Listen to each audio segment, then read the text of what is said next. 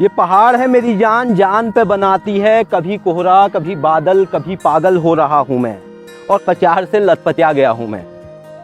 आज हम पिथौरागढ़ में हैं और पिथौरागढ़ की सड़कों पे आपको एक लड़का घूमता हुआ मिल जाएगा। लंबा चौड़ा लड़का है, बाल उसके लंबे हैं और उसने बचपन में एक ख्वाब देखा। ख्वाब था कि हिमालय को जानने का, अपने दादा का, अपने गुरु का ख्वाब पूरा करने वो एवरेस्ट चढ़ा।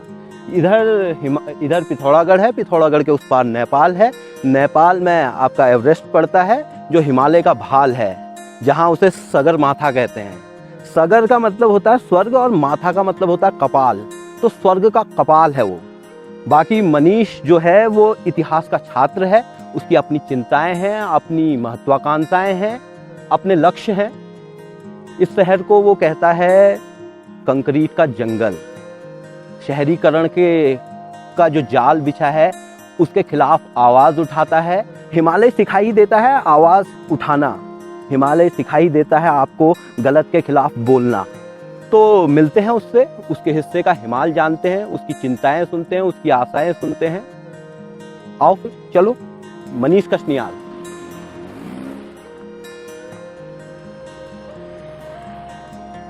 ठीक है, ओके, ठीक है, ओके। ठीक है, इतना तो एडिट हो ही जाना है। हिमालय के किसी दर्रे में भटक रहा हूं मैं, बर्फ है चारों तरफ, सूखा गला और प्यास से तड़फ रहा हूं मैं। कितना रोशन है आसमां कि चाह कर भी तुम एक तारा नहीं रख सकते। एक नज्म फंस रही है कहीं कहीं तो अटक रहा हूं मैं। क्या है हिमालय का जादू मनीष भाई? मतलब बोलते हैं कि पहाड़ जब आपसे प्यार करने लग जाते हैं तो फिर आप पहाड़ के हो जाते हो। बिल्कुल। मतलब जैसे मैं खुद पिथौरागढ़ का रहने वाला हूँ, मैं पहाड़ों में पला बड़ा हूँ। तो अगर इसी कड़ी को देखें तो बचपन से हम लोगों को पहाड़ से प्यार होता है, लेकिन जब आप सच में नेचर से प्यार करने लग जाते हो तो फिर आप कहीं ना कहीं नेचर के बन के रह जाते हो और वही प्रकृति आपको अपने पास बुलाती है।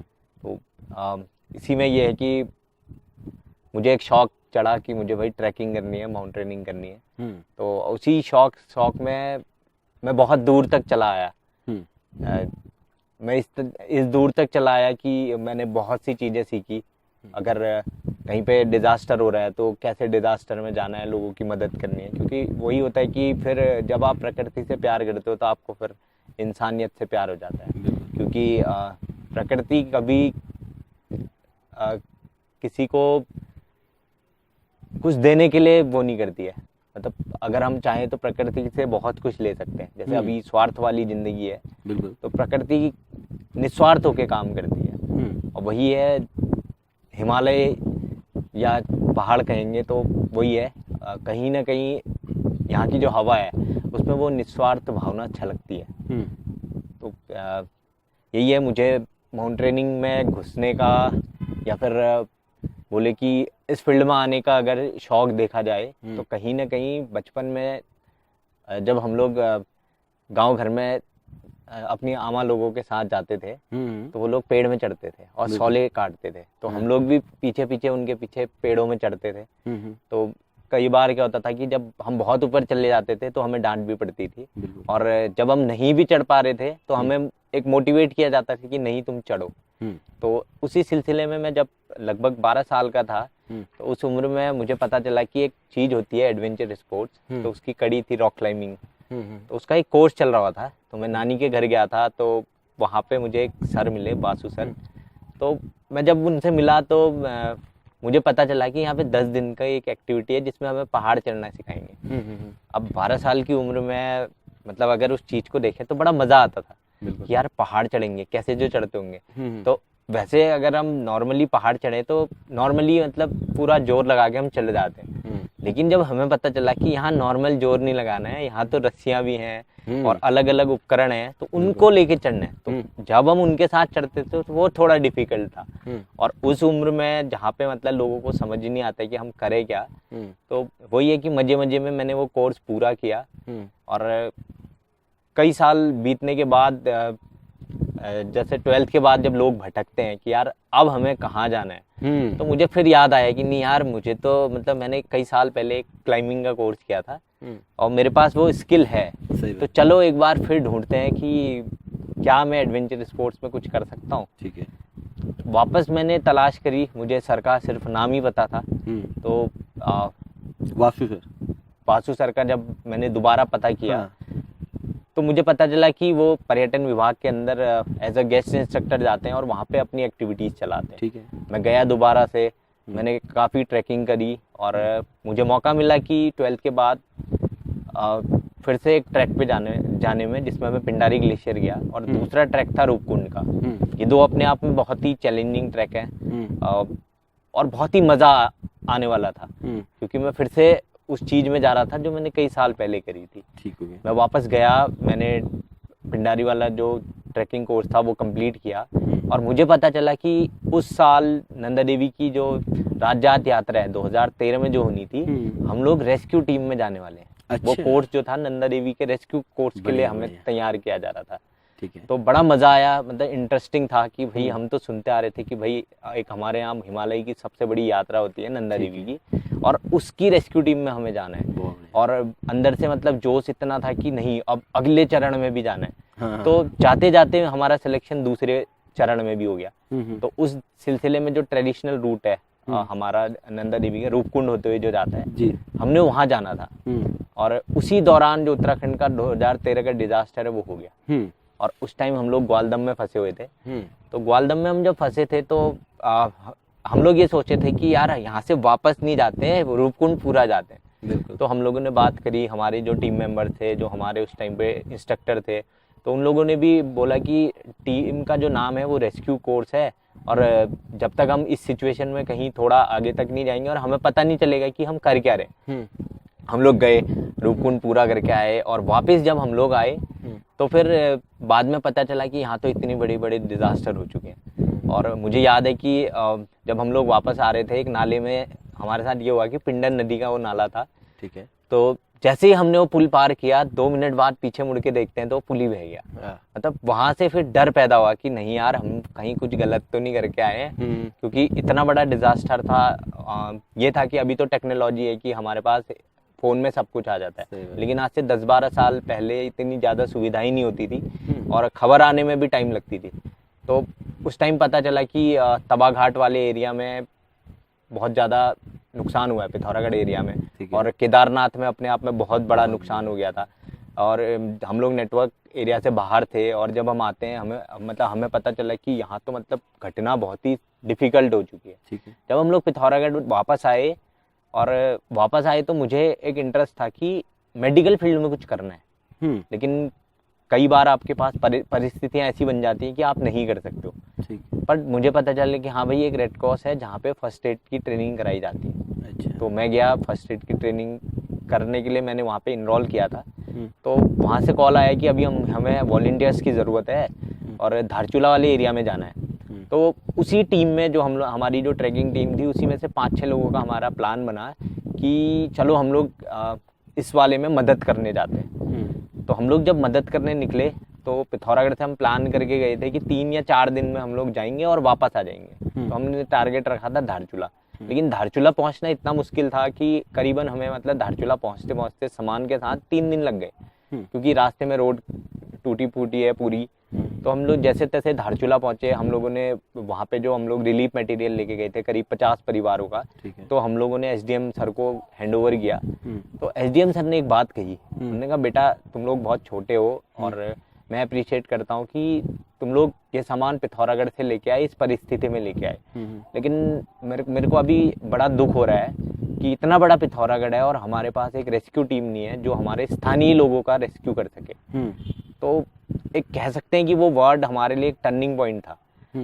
तो इसी के साथ था कि मैं पिथौरागढ़ में हमारा एक आइस क्लब है जो उसके ओनर है बासु सर, तो मैं उनके साथ भी कनेक्ट था। धीरे धीरे उनके साथ ही रह के मैंने बहुत सी चीज़ें सीखी कि इस फील्ड में कैसे सर्वाइव करना है। क्योंकि अक्सर ये होता है कि जब आप कोर्स पूरे कर लेते हो, आप माउंटेनर के कोर्स करके basic, advance, MOI, search and rescue course तो कर लेते हो, लेकिन जब पढ़ाने की बात आती है तो वो बहुत ही अलग होता है। तो उन्होंने बोला कि देखो बेसिक तो हर कोई कर लेता है, और जब भी बेसिक है या एडवांस है वो कोर्स तो हो ही जाते हैं, लेकिन कोर्स में आप कैसे बेटर हो सकते हो या फिर उसके आगे क्या करना है आपको वो सोचना है। तो जब मैं बेसिक के लिए जा रहा था तो बासु सर ने ही मेरी सीट करवाई थी, और उनने एक बात कही थी, और भी बाकी सर लोग भी थे, तो उनने एक बात कही थी कि देखो पिथौरागढ़ से जब भी कोई कोर्स करने गया ना उसका अपना नाम रहा है, चाहे वो किसी माउंटेनिंग इंस्टीट्यूट में हो या कहीं भी बाहर हो एडवेंचर फील्ड में। तो मैंने कहा ठीक है, तो मैं भी जब कोर्स करने जा रहा था यही चीज़ें मैंने कोर्स में याद रखी, और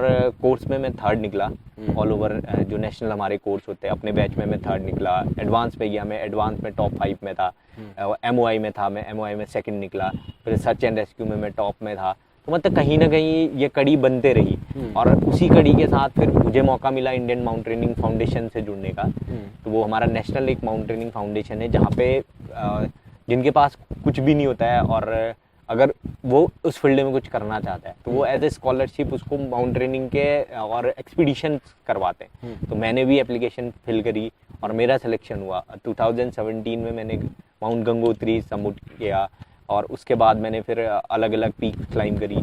तो सेम 2019 के आसपास क्या कहते हैं हमारा एवरेस्ट का सिलेक्शन कैंप था, तो मैंने वो किया, और अलग करने की राह में मेरा जो सिलेक्शन था वो नेशनल टीम में हुआ। तो ये जो एवरेस्ट है, बाकी ट्रैक भी किया आपने, बहुत से ट्रैक किए उससे पहले भी, और एवरेस्ट है एक, मतलब जब ट्रैकिंग करते हैं तो एक वो होता है कि हाँ एक लतड़ैक छू, एक लतड़ैक छू, ये कितना लतड़ैक है रह गया ये जरा बताओ। तो मतलब आम ट्रैकर की तरह बताओ हमें। ठीक है, होता है ना कि जब हम लोग एवरेस्ट जाते हैं एक सपना होता है इस फील्ड में कि वो विश्व की सबसे ऊंची पीक है कि हमें जाना है एवरेस्ट चढ़ना है एक दिन। लेकिन मैं ये बोलता हूँ कि अगर हम अगर नॉर्मली आम ट्रैकर की बात करें तो एक डेस्टिनेशन होती है, वो डेस्टिनेशन सबका एवरेस्ट है। ठीक है। सपोज जैसे हम केदारनाथ की बात करते हैं, जब हम केदारनाथ जाते हैं तो उसके अपने अपने पड़ाव है, लेकिन कुछ लोग उसमें होते हैं कि नहीं चलते हैं एक ही दिन में पहुंचते हैं। तो हमारी एक पहाड़ी में होती है कि हम लोग थकते हैं,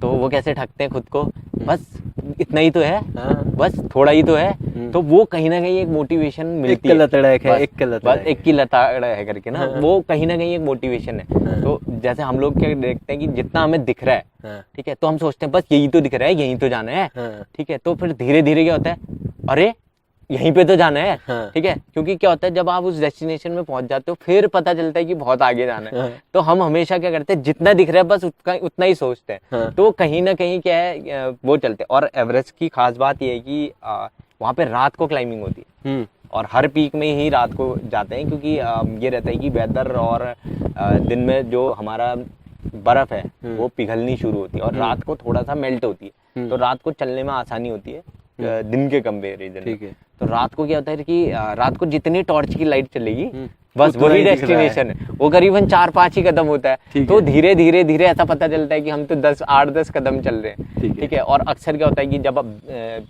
आप करीबन 2-4 घंटे चल लेते हो तो फिर पता चलता है कि जब कंधे दुखने लगते हैं तो उस टाइम पता चलता है कि नियार चल तो रहे हैं, कई देर है अभी, हम लोग कई देर से चल रहे हैं। तो वो कहीं ना कहीं एक मोटिवेशन है। जब मतलब आप चल रहे होते हैं तो क्या सोच रहे होते उस टाइम पे?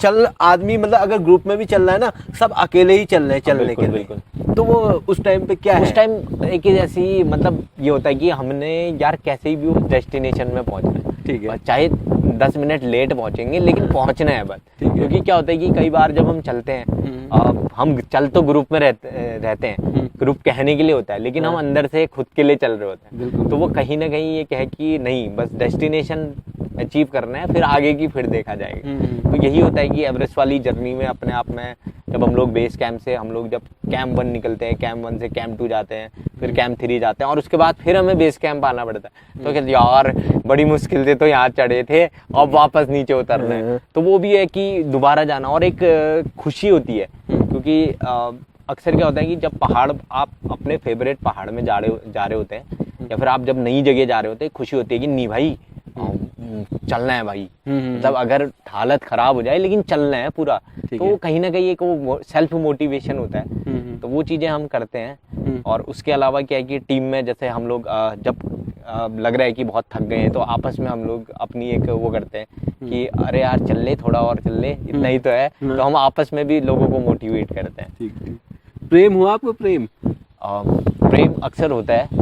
लोग मुझसे पूछते हैं कि तुम्हें प्रेम हुआ है? मुझे प्रेम हुआ है, लेकिन मुझे प्रकृति से प्रेम हुआ है।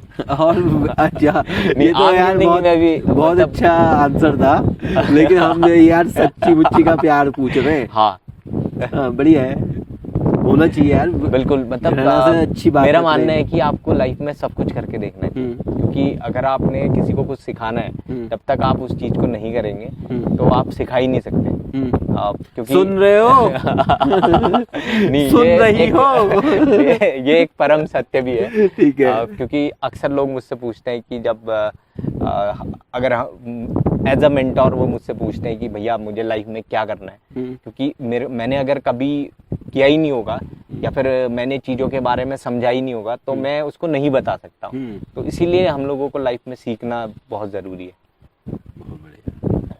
और मैं ये पूछना चाह रहा था, तुम्हारे प्रेम में मैं उलझ गया हूँ। मेरे क्वेश्चन, जब प्रेम हुआ ही है तो मैं ये जानना चाहता हूँ कि जब छोटे ट्रैक हैं, छोटे ट्रैकरों के बारे में जो हो रहा है वो ठीक लग रहा है आपको? मतलब जैसे मतलब ट्रैकिंग थोड़ा सा ना इरिटेटिंग से टूरिज्म की तरफ बढ़ रहे हैं हम, कैसा भी आ जा रहा है, कैसा भी बंदा आ जा रहा है, और वो जो ब्लॉगर्स हैं और ये है वो है। तो हाँ, एक तो एवरेस्ट चढ़ा आदमी, एक छोटे मोटे ट्रैक ठीक है, कैसे देखता है एवरेस्ट चढ़ा आदमी छोटे मोटे ट्रैकरों को? देखो अभी क्या इससे पहले का एडिट कर लेना, कैसे देखता है आदमी छोटे मोटे ट्रैकरों को? ये सही क्वेश्चन है, क्योंकि ये एक अच्छा सवाल है। क्योंकि अभी क्या हो रहा है कि आज हम लोग सोशल मीडिया मतलब दिखाने के चक्कर में हम लोग जो उसकी सेफ्टी, उसकी जो रियल फिनोमिना है उसको नहीं समझ पा रहे। क्योंकि पहले की बात करें तो ट्रैकर आज से नहीं है, ट्रैकर हमारे पौराणिक काल से चला आ रहा है। क्योंकि वो अब एक एक्सप्लोरर है जो धीरे धीरे चीज़ों को एक्सप्लोर करता है। लेकिन आज की डेट में क्या है कि अगर मैं एक छोटी सी जगह भी जाता हूँ, ठीक है, क्योंकि आपने देखा होगा कि एक बड़ा पेड़ होता है जिसमें बहुत सारे फल लगते हैं, वो हमेशा झुका रहता है। और एक पेड़ होता है हमारा, जैसे चीड़ का पेड़ होता है, ठीक है, वो बहुत लंबा तो हो जाता है, लेकिन जब आधी तूफान आता है वो जल्दी गिर भी जाता है। तो सेम चीज़ है, मैं इसको यही कहूँगा कि जो दिखाने के चक्कर में, जैसे सोशल मीडिया की मुझे रील बनानी है कि भाई मुझे ट्रेंडिंग में जाना है, ट्रैकिंग करनी है, तो ये कहीं ना कहीं उसमें कहीं ना कहीं घाटा भी है अपना। क्योंकि आप जो उसका रियल चीज़ है उसको नहीं समझ पा रहे हो। ठीक है। क्योंकि मेन क्या है कि जब तक आप एक्लेमेटाइज नहीं होंगे तो उस ट्रैक का मजा नहीं ले पाएंगे। और आज की डेट में क्या है, दिखाने के चक्कर में हम एक ही रात में पता नहीं कैसी कैसी डेस्टिनेशन में चले जा रहे हैं। तो वही है, वो ट्रेंडिंग कहीं ना कहीं एक है, क्योंकि मेन हमने उसका और वो समझना पड़ेगा। हाथ से भी बहुत। हाँ बिल्कुल। और उसमें क्या है कि आप जो उस ट्रैक का रियल मजा है वो कभी नहीं ले पाओगे।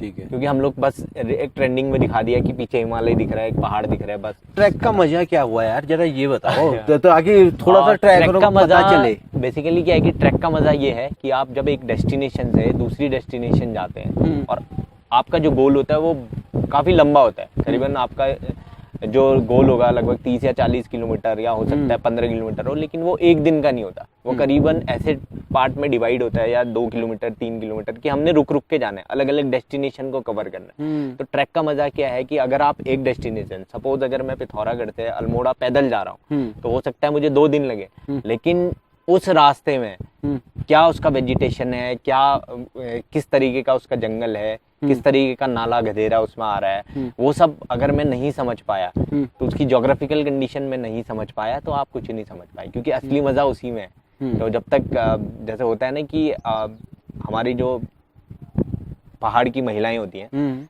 अगर हम उनकी दिनचर्या देखें तो उनकी दिनचर्या कहने के लिए तो बहुत बोरिंग हो सकती है, लेकिन एक इंटरेस्टिंग भी होती है। कि वो जब सुबह उठती है वो अपने बच्चों से भी प्यार कर रही है, अपनी गायों से भी प्यार कर रही है, तो वो उसके लिए कहीं ना कहीं एक उसकी दिनचर्या है, वो अपने खेतों में भी जा रही है, तो उसका ट्रैक वो है।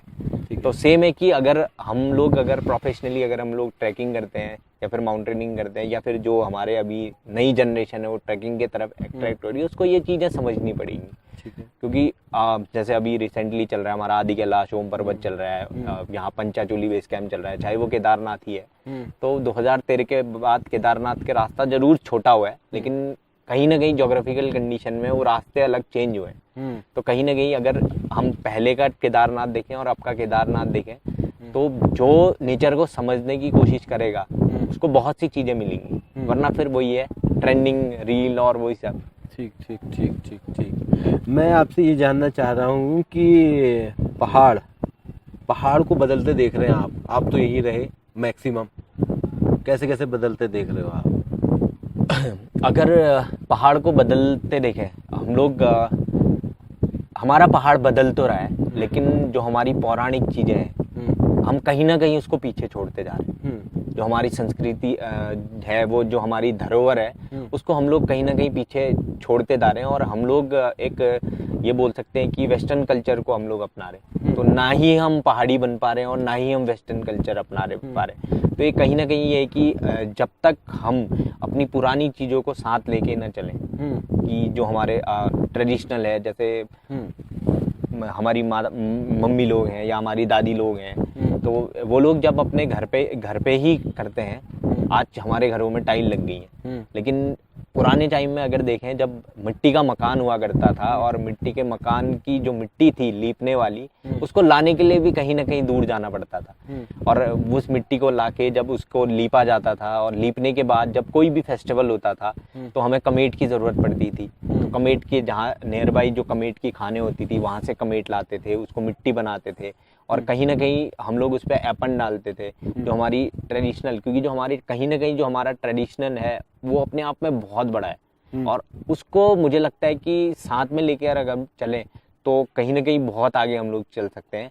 और आज का जो पहाड़ है वो सारी चीज़ें पीछे छोड़ रहा है, और सेम चीज़ें है कि ना ही हम उस चीज़ में ढल पा रहे हैं और ना ही हम पुरानी चीज़ें कर रहे हैं। अगर आज जनरेशन की बात करें कि लोग ये बोलते हैं कि भाई हमें पहाड़ी बोलनी, हम पहाड़ से तो हैं लेकिन पहाड़ी बोलनी नहीं आती। ठीक है। तो मैं लोगों से यही कहूँगा कि अगर आप पहाड़ी हो, अगर पहाड़ी बोलनी नहीं आती तो फिर आप पहाड़ी हो ही नहीं ना। क्योंकि जब तक हमसे पहाड़ी बोलना ना आया तब तक हम की कर ला फिर मैं पहाड़ी हूँ क्या फिर के फायदा नहीं भी हो। तो वही है, पहाड़ी बोलना जरूरी है क्या पहाड़ी देखो होने के लिए? मेन क्या है ना कि आप पहाड़ होना चाहिए उसके अंदर, देखो, ऐसा नहीं लगता आपको? पहाड़ होना चाहिए, लेकिन जब तक आप उस पहाड़ को समझ ही नहीं पाओगे ना, तो वो पहाड़ आपके अंदर आएगा ही नहीं। बात अलग है, हम नहीं, समाज मैं समाज की बात नहीं कर रहा हूँ, मैं इंडिविजुअल कर रहा हूँ। कि अगर मैं कहूँ कि मैं पहाड़ी हूँ, मुझे पहाड़ से प्रेम है, तो कहीं ना कहीं मैंने उसके लिए अफोर्ड भी करना पड़ेगा, क्योंकि वो पहाड़ तो मेरा ही है। बिल्कुल। क्योंकि मेन ये है कि अगर मैं पहाड़ को समझ ही नहीं पाया, क्योंकि हमारा जो पहाड़ है वो पहाड़ जो आप दिख रहा है वो नहीं है कहीं ना कहीं, क्योंकि हम लोग एक ट्रैवलर थे। धीरे धीरे हमने अपना पहाड़ बसाया और उस पहाड़ को बेहतर बनाने के लिए हमने बहुत सारे प्रयास किए, लेकिन वही है कि वो प्रयास तब सफल है जब हम लोग उन सारी चीज़ों को जान पाए। क्योंकि फिर एक होता है कि फिर वो इतिहास बन के रह जाएगा कि हम बोलेंगे कि हम पहाड़ से तो हैं और पहाड़ में ऐसा होता था, लेकिन उसको बताने वाला कोई नहीं बचेगा। इसलिए मुझे लगता है कि कहीं ना कहीं ये सारी चीज़ें भी हमें सीखनी चाहिए। और इसके अलावा कौन से खेल खेल रहे हैं आप? और इसके अलावा मैं रनिंग करता हूँ, साइकिलिंग करता हूँ, बाकी मैं योगा करता हूँ। तो कहीं ना कहीं मैं कोशिश करता हूँ कि करें। बास्केटबॉल मेरा फेवरेट होता था, तो स्कूल टाइम में ये था कि हम लोग जब खेलते थे तो मेरे दोस्त लोग वॉलीबॉल खेलते थे और मैं अकेला बास्केटबॉल लेके चल देता था, तो ज़्यादा नहीं होता था। फिर स्कूल के बाद जब हम लोग घर आ जाते थे तो मैंने अपनी एक बास्केटबॉल खरीदी थी, और मेरे घर के आसपास एक आर्मी वाला एरिया है, तो मैं अकेले वहाँ जाता था। तो कहीं ना कहीं मुझे बास्केटबॉल मतलब मेरा फेवरेट गेम है। ड्रीम 11 और रमीज सर्किल भी खेलने हो गया? नहीं, मतलब मैंने कोशिश किया पर मुझे ज़्यादा समझ नहीं आता है। ठीक है, तो बढ़िया बढ़िया। एडवेंचर स्पोर्ट्स की बात कर रहे थे हम बीच में, तो क्या क्या दिखता है भविष्य इसका? यहाँ पिथौरागढ़, ये सोर घाटी में और बागेश्वर, इन घाटियों में, पिंडर घाटी में हो गया, सोर घाटी में हो गई, तो यहाँ क्या दिखता है भविष्य? एडवेंचर स्पोर्ट्स अगर मैं कुमाऊं की बात करूं तो कुमाऊं में बहुत स्कोप है, लेकिन मेन ये है कि जैसे हमारे पास अपनी नदियां हैं, अपने पहाड़ हैं, ठीक है, हमारे पास अपने अलग अलग जो हमारे पहाड़ बोलूँ तो मैं 2 तरीके के पहाड़ होते हैं, एक तो बर्फ़ के पहाड़ हैं और एक जो हमारे ग्रीन पहाड़ होते हैं। हाँ ठीक है, दोनों तरीके के हमारे पास पहाड़ हैं। ट्रैकिंग हम लोग कर सकते हैं, माउंटेनिंग के लिए हमारे पास संभावनाएं हैं, वाटर स्पोर्ट्स के लिए हमारे पास काफ़ी संभावनाएं हैं। ठीक है। एडवेंचर, क्योंकि एडवेंचर की 3 विधाएं होती है, तो उसमें पैराग्लाइडिंग भी आता है, तो पैराग्लाइडिंग का भी यहाँ पे स्कोप है। तो कहीं ना कहीं स्कोप बहुत ज़्यादा है, लेकिन वही है कि हम उसको कैसे तराशें, इस पे हम लोगों को काम करना है।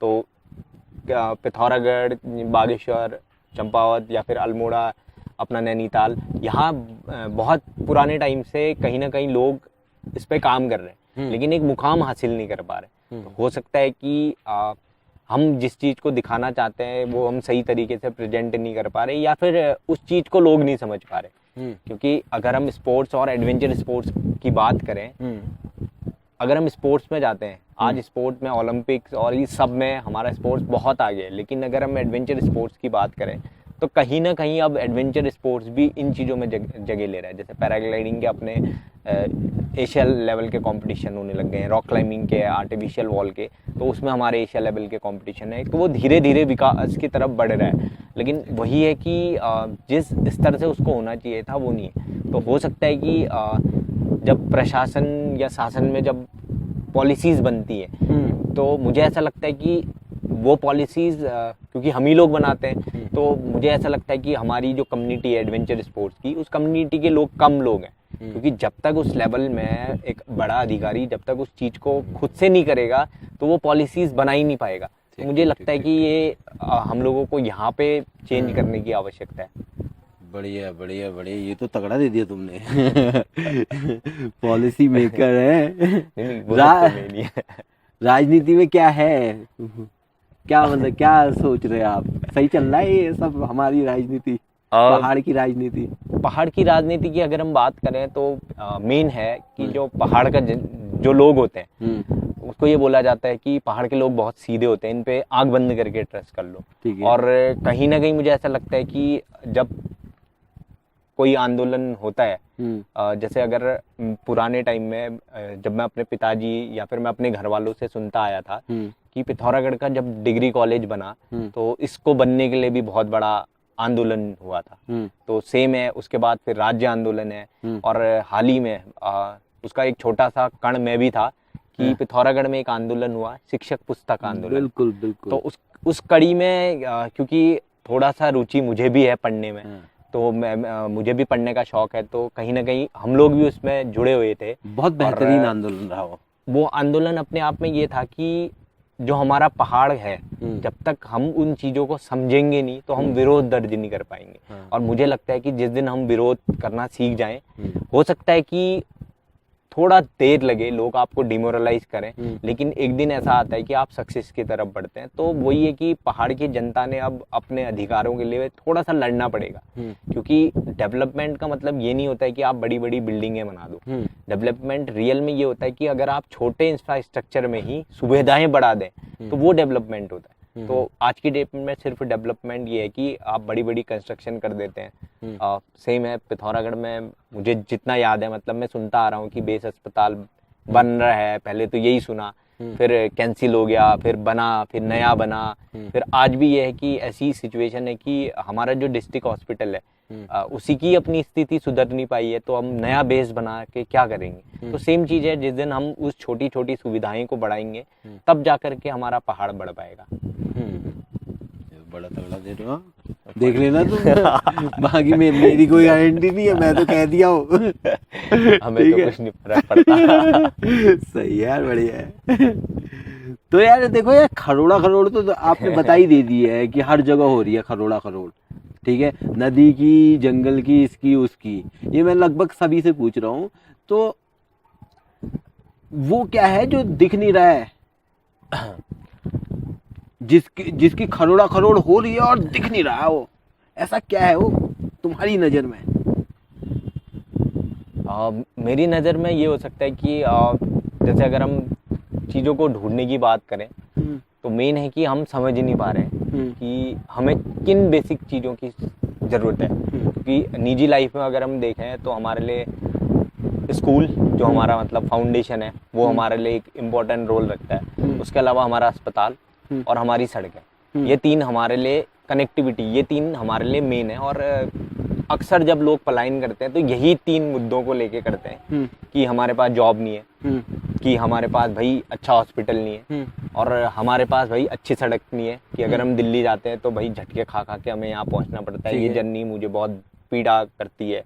लोग इन्हीं बातों पे मुद्दे करते हैं, लेकिन लोग ये नहीं समझ पा रहे जब हम मुद्दे कर तो रहे हैं उसका सॉल्यूशन क्या है। उसका सॉल्यूशन यही है, जब हम इतना बोलने की क्षमता रख रहे हैं और उन चीज़ों पे हम पलायन कर रहे हैं, तो या तो फिर हम बाहर जाके सीख करके आए और अपने क्षेत्र के लिए काम करें। तो इसमें बहुत कम लोग हैं ऐसे जो यहाँ पर वापस आ रहे हैं और अपना काम कर रहे हैं। और इसी में ये था कि अक्सर मुझसे लोग पूछते हैं कि जब अगर तुम शायद उत्तराखंड के बाहर होते तो हो सकता था कि तुम बहुत अच्छे लेवल में होते, कि तुमने इंडियन टीम से क्लाइम किया एवरेस्ट, और उसके बाद भी तुम ऐसे ही भटक रहे हो, मतलब सरकार ने तुम्हें कोई सपोर्ट नहीं किया। तो मैं ये बोलना चाहता हूँ कि ठीक है, मुझे सरकार ने कोई सपोर्ट नहीं किया, बट ये है कि एक दिन ऐसा आएगा जो मैं अपने पहाड़ से सीख रहा हूँ और यहाँ के लिए काम कर रहा हूँ। अब मेरे को खुशी होती है जब मैं बाहर जाता हूँ, मैं उत्तराखंड का हूँ बोलने में। क्यों? क्योंकि मैं यहीं रहता हूँ और जैसे भी है, जिस भी कंडीशन में, मैं यहीं रह के सीख रहा हूँ और आगे बढ़ रहा हूँ। तो ये है कि मुझे ये चीज़ समझनी पड़ेगी। और जब तक मैं इस क्षेत्र में, सपोज मैं अगर एडवेंचर स्पोर्ट्स से हूँ और मेरा अब एक कंट्रीब्यूशन है कि मैं अगर इस लेवल में पहुँचा हूँ, तो मेरे पीछे की कड़ी भी कहीं ना कहीं आगे लेवल में जानी चाहिए, कि मुझसे जो लोग इंस्पायर हो रहे हैं वो आगे बढ़ें। तो वो किसी भी क्षेत्र में हो सकता है। बहुत सी सरकार की हमारी स्कीम है जिसमें हम लोग अपने आप के स्वरोजगार स्थापित कर सकते हैं। तो लेकिन ये है कि पहले हमने उन पॉलिसीज़ को समझना पड़ेगा कि वो पॉलिसीज़ किस तरीके से बनी है और कैसे हम फ़ायदा ले सकते हैं। क्योंकि अभी हम लोग सिर्फ हमारे लिए पहाड़ों में यही है कि बस एक सरकारी नौकरी होनी चाहिए, शादी हो जाए, बस हम सेट हो जाए। तो मुझे लगता है कि नौकरी तो आपकी लगी जाएगी, आज नहीं तो कल। क्यों ना आप नौकरी स्थापित करो। तो ये कहीं ना कहीं हमने पहाड़ पे रह करके इन चीज़ों में काम करना पड़ेगा। और जिस दिन हम ये सोचेंगे कि हमें खुद के लिए काम करना और दूसरों के लिए काम करना है, तो हम आगे बढ़ पाएंगे। क्या हम लोगों के लिए रोजगार स्थापित कर पाएंगे। वरना फिर हम यही ब्लेम करेंगे कि भाई सरकार ने ये नहीं किया, क्योंकि सरकार कहीं ना कहीं हम ही तो हैं। क्योंकि जब मैं अगर पढ़ रहा हूँ, मैं अच्छा पेपर क्लियर कर रहा हूँ, तो कल के दिन मैं ब्यूरोक्रेसी में जा रहा हूँ, और जब मैं ब्यूरोक्रेसी में जा रहा हूँ तो मैं भूल जाता हूँ कि मैं उसी पहाड़ से था जहाँ के लिए मुझे अब काम करना था। ऐसे तो नेता भी भूल गए थे। तो ये होता ही है। तो वही है कि नेताओं को भी याद दिलाना पड़ता है। अन्नपूर्णा हाँ, चढ़ोगे? और मेरी ड्रीम पीक है वैसे नंदा देवी। क्योंकि हम बचपन से नंदा देवी की तलहटी में रहते आए हैं, और वो हिमालय का प्योर ऐसा माउंटेन है कि जिसको बहुत कम लोगों ने क्लाइम किया। वो मेरा ड्रीम पीक है। उसके अलावा अन्नपूर्णा और धौलागिरी, क्योंकि सेम चीज़ है। जब पौराणिक, जब हमारी जब जागर या फिर वो बखान है, तो कहीं ना कहीं इन पीकों का बखान होता है। तो कहीं ना कहीं एक इंस्पायर होता है कि मेरे का मतलब एक बार सोचा है कि मैंने धौलागिरी और अन्नपूर्णा कोशिश करूंगा, मतलब क्योंकि मेन क्या है, कोशिश ही की जा सकती है। बिल्कुल बिल्कुल। और बताओ पिथौरागढ़ मतलब क्या है पिथौरागढ़ में? और अगर हम पिथौरागढ़ की बात करें, तो जैसे मेरे पीछे शहर भी दिख रहा है, तो मुझे अक्सर इस शहर से एक लाइन याद आती है कि कूड़े की तरह बिखरने लगा है ये कंक्रीट का शहर।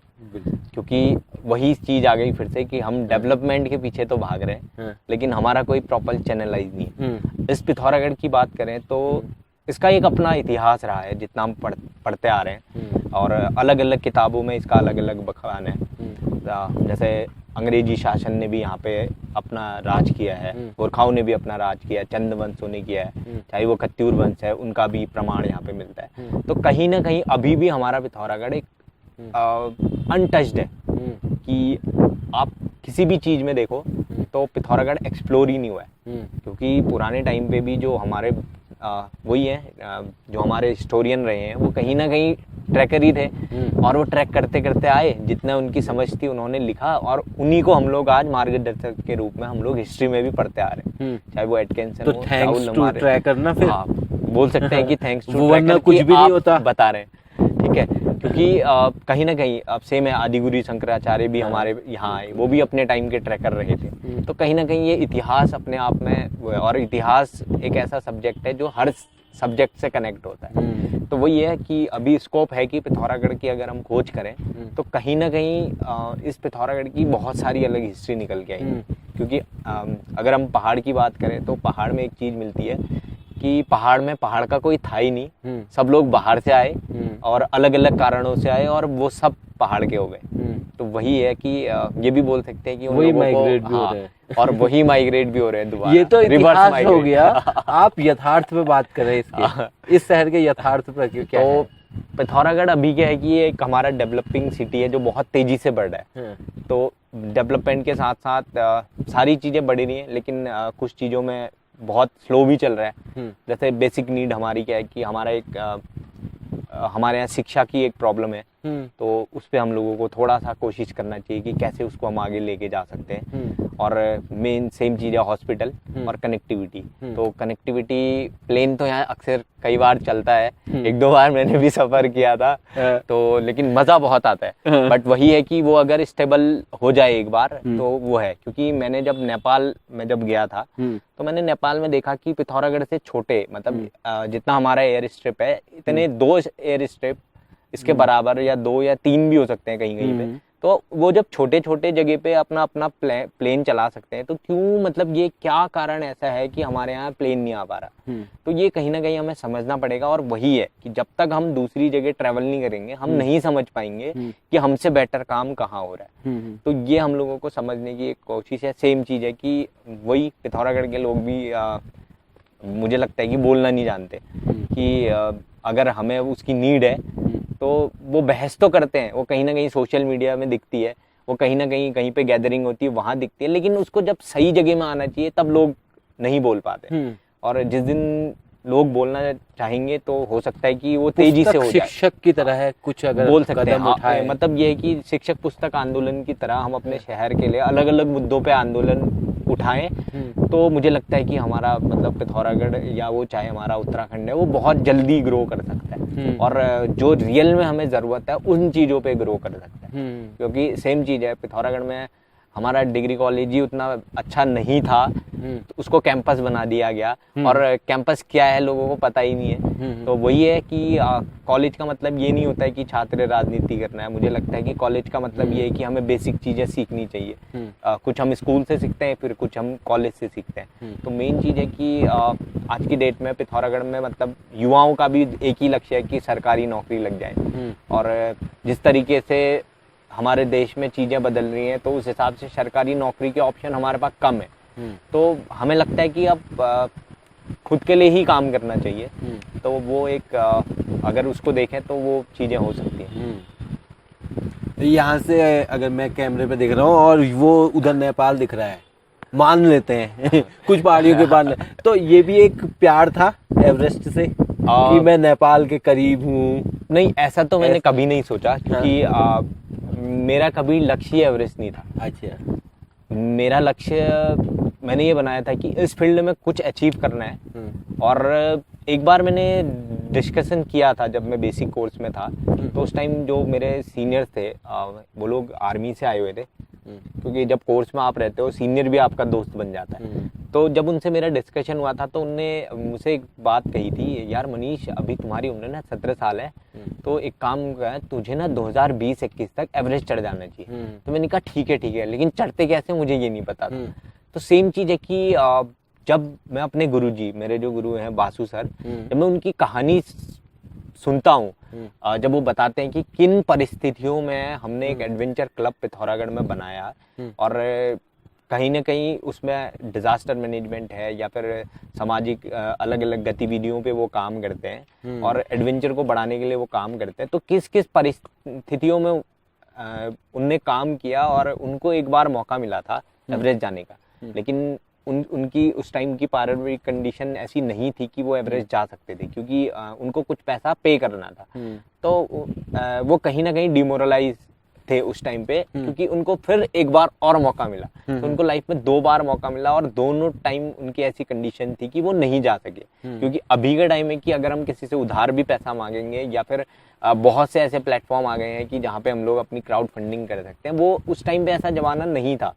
तो वो परिस्थिति मुझे कहीं ना कहीं इंस्पायर करती थी कि नहीं, मुझे एक दिन अपने गुरु का सपना पूरा करना है और मुझे एवरेस्ट चढ़ना है। तो अब ये है कि जब मैंने वो सपना पूरा कर दिया तो अब मेरा सपना है कि नहीं, अब खुद के लिए एक बार एवरेस्ट चढ़ना है, क्योंकि अब वो सपना डेवलप हो रहा है दोबारा कि नहीं, वो सपना तो दूसरा था लेकिन अब चढ़ना है। तो लेकिन वही है कि आप लोगों के दोस्त ना ट्रैकर तो नहीं होते होंगे, गाइड ही होते होंगे, सीधे दोस्त आपके। नहीं, ऐसा नहीं है। जैसे क्या होता है कि जो नॉर्मल ट्रैकर, वो एवरेस्ट और वो ट्रैकर, देखो हर तरीके के लोग हमें मिलते हैं, ठीक है, नया ट्रैकर भी हमें मिलता है, प्रोफेशनल भी मिलते हैं। तो लेकिन क्या है कि हम लोग उसको कम्युनिटी की तरह देखते हैं। हम लोग कहते हैं कि नहीं, ये हमारी कम्युनिटी के लोग हैं, तो चाहे अगर कोई नया बंदा भी हमसे सीखना चाह रहा है, क्योंकि हम भी किसी ना किसी से सीख रहे हैं, जो हमारे से प्रोफेशनल है हम भी उनसे सीख रहे होते हैं। तो वर्ल्ड वाइड भी लोग कनेक्ट होते हैं, तो बहुत से अच्छे अच्छे लोग हम लोग आपस में हम लोग कनेक्ट होते हैं।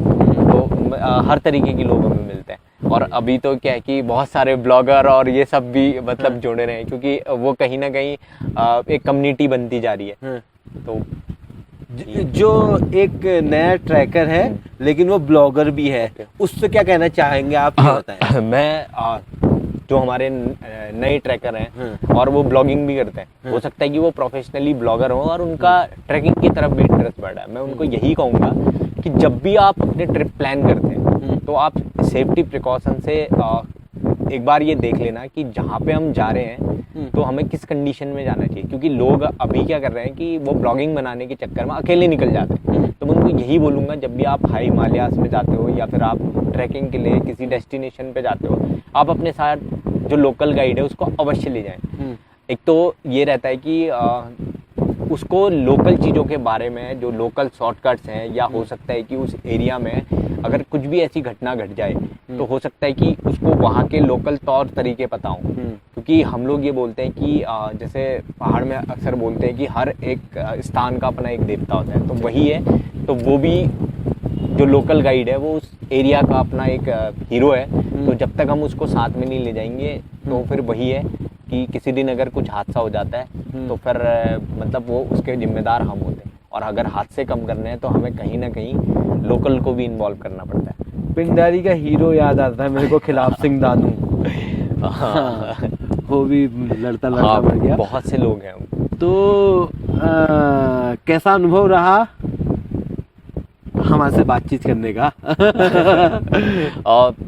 मतलब ये कि काफ़ी अच्छा लगा आपसे बात करके, क्योंकि ये होता है कि तारीफ नहीं करनी है। नहीं, मैं तारीफ ना मेरे मुंह से थोड़ी कम ही निकलती है, बट जो सत्य है वो सत्य है। क्योंकि ये होता है कि हम जब नए लोगों से मिलते हैं तो एक ये होता है कि हम उसके बारे में नहीं जानते, और जब हम धीरे धीरे जानते हैं और ख़ास तौर पे जब हम इस तरीके से एक दूसरे से मिलते हैं तो कहीं ना कहीं वो लाइफ टाइम के लिए लोग होते हैं। जैसे मैं अक्सर ये बोलूँगा कि जब प्यार की बात आती है तो प्यार आपको हर चीज़ से हो सकता है। तो कहीं ना कहीं हम आपस में जब हम किसी से मिलते हैं तो सबसे पहले वही होता है कि जब हम उससे मिल रहे हैं, कहीं ना कहीं उसकी वाइब्स और हमारी वाइब्स आपस में मैच हो रही हैं, तब जा कर के चीज़ें जुड़ती हैं। तो सेम है कि जो आपकी टीम है वो बहुत ही अच्छी है और बहुत अच्छा काम कर रही है, क्योंकि हम लोग देखते रहते हैं सोशल मीडिया में भी। तो कहीं ना कहीं अलग अलग लोगों से आप हमें कनेक्ट कराते हो, और अलग अलग है क्योंकि कहीं ना कहीं एक पौराणिक ये है कि पहाड़ को बचाने में कहीं ना कहीं ये योगदान है। तो तरीका थोड़ा अलग हो सकता है, या हो सकता है कि उन लोगों को हमारी चीज़ें पसंद नहीं आती होंगी, क्योंकि एक जनरेशन गैप भी होता है कि अगर हम युवाओं से बात करेंगे तो वो हमारी ट्रेंडिंग वाली स्टाइल में, लेकिन वही सेम चीज़ है जब हम बुजुर्गों से मिलते हैं तो उनकी एक अलग होती है, क्योंकि उनमें एक पन होता है कि नहीं भाई हमारे टाइम में ऐसा था तो था। तो एक कहीं ना कहीं हमने उनकी वाइब भी सीखनी पड़ती है। तो वो चीज़ें हम लोग सीख रहे हैं, और उसी कड़ी में मैं आपसे मिला तो मतलब बहुत अच्छा लग रहा है, एक दिल से हम लोग एक कनेक्ट हुए हैं। तो बहुत बहुत धन्यवाद। बहुत धन्यवाद, नमस्कार। ये थे मनीष कासनियाल। ठीक था? कितना मिनट लिया? घंटे हो गए भाई। नहीं, घंटा नहीं हुआ है।